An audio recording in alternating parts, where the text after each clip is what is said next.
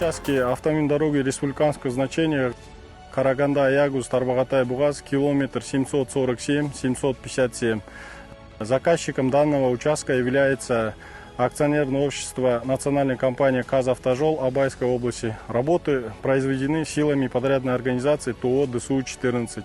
Данный участок до начала производства работ находился в неудовлетворительном состоянии, что влияло на безопасность дорожного движения. По данному участку произведены следующие виды работ.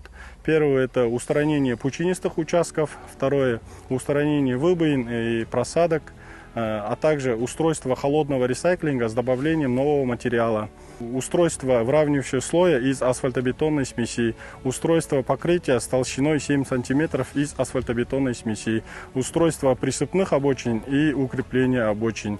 В настоящее время работы полностью завершены в соответствии проектно-сметной документации. Участок готовится к вводу в эксплуатацию.